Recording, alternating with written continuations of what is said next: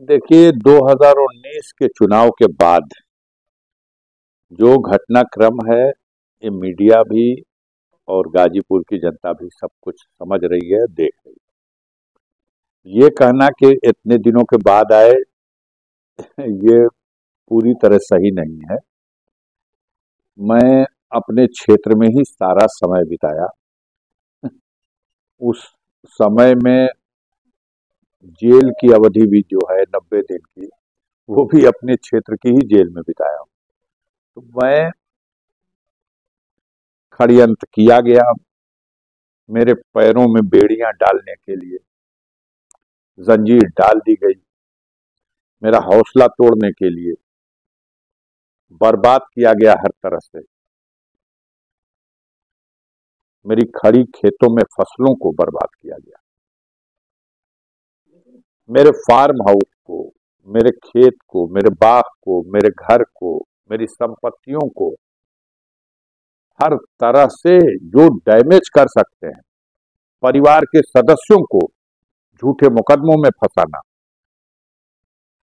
और हमारे विरुद्ध एक ऐसे मुकदमे में जो मूल मुकदमा न्यायालय से हमें निर्दोष पाकर बरी कर चुका है, उस मुकदमे के, उस बरी हो गए मुकदमे को आधार बनाकर गैंगस्टर के मुकदमे में ट्रायल, और ट्रायल में फिर मेरी सजा का 4 साल की सजा का फैसला, ये सब एक बड़े षड्यंत्र का परिणाम था। अब जो जीता वही सिकंदर। जिस दिन सजा कराने में वो लोग सफल हुए,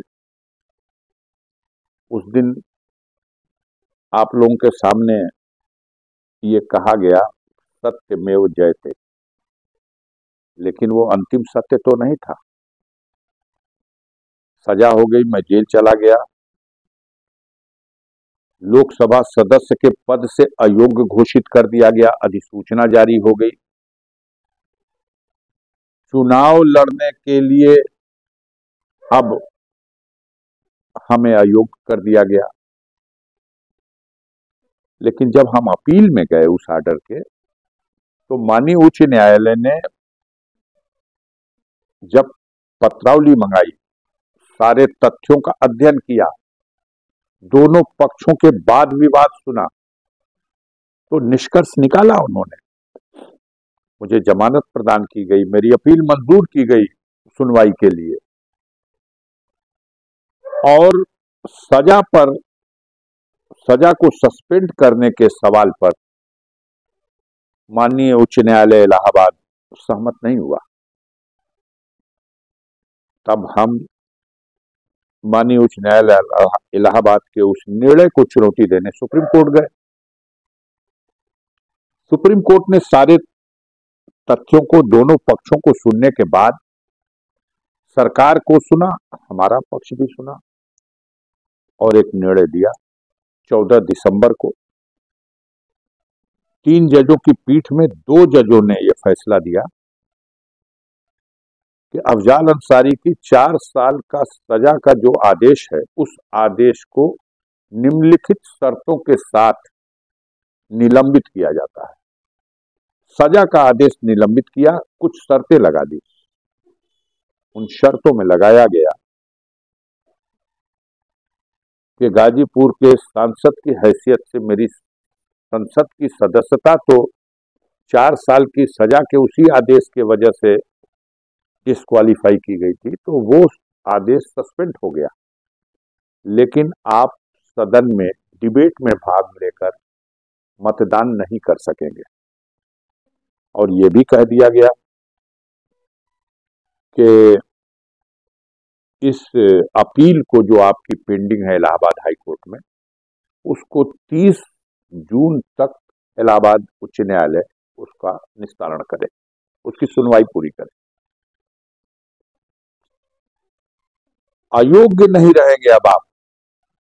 सुप्रीम कोर्ट के आदेश में स्पष्ट लिखा हुआ है कि अब आप चुनाव लड़ने के लिए अयोग्य नहीं होंगे, आप चुनाव लड़ सकेंगे।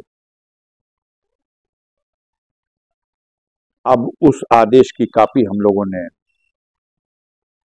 माननीय स्पीकर साहब को लोकसभा के दे दी 19 दिसंबर को।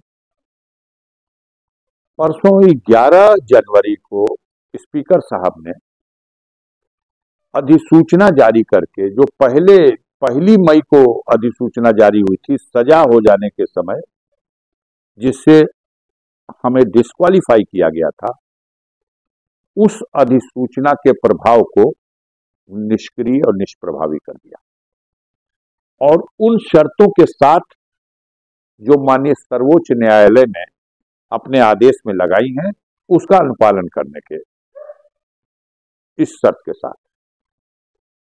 अब दो बातें साफ हो गई, इसमें कंफ्यूजन कुछ नहीं है। एक बात यह साफ हो गई कि संसद सदस्य की हैसियत मेरी, जो गाजीपुर की महान जनता ने अपने मतों के आधार पर जो हैसियत सौंपी बनाई थी, वो हैसियत मेरी आज बरकरार हो चुकी है।